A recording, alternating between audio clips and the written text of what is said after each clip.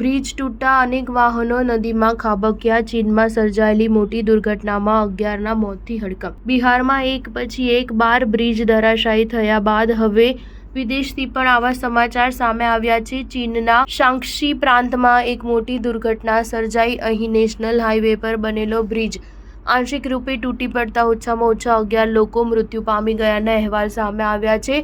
જોકે હજુ પણ 30થી વધુ લોકોની કોઈ ભાળ મળી નથી, એટલા માટે મૃતાંક વધી શકે છે. માહિતી અનુસાર ઘટના સ્થળે હાજર લોકોએ કહ્યું કે વાહનોની અવરજવર ચાલુ હતી તે સમયે જ આ બ્રિજનો હિસ્સો ધરાશાયી થઈ ગયો હતો, જેના કારણે અનેક વાહનો સીધા નદીમાં ખાબક્યા હતા, જેના લીધે મોટી સંખ્યામાં જાનહાનિ થઈ હતી. દુર્ઘટનામાં ઘાયલ લોકોને સારવાર અર્થે હોસ્પિટલ ખસેડવામાં આવ્યા હતા. ચીનના અધિકારીઓએ શનિવારે જણાવ્યું કે શેંગુલ શહેરની ઝાંસુક કાઉન્ટીમાં આ બ્રિજ આવેલો હતો. શુક્રવારે સાંજે ભારે વરસાદ અને અચાનક પૂર આવતા બ્રિજનો હિસ્સો ધરાશાયી થયો હતો. 11 લોકોના મોતની પુષ્ટિ થઈ છે અને 30થી વધુ હજુ ગુમ છે. બ્રિજ પરથી નદીમાં ખાબકેલા 5 વાહનો મળી આવ્યા છે અને રેસ્ક્યુ ઓપરેશન હજુ ચાલે છે.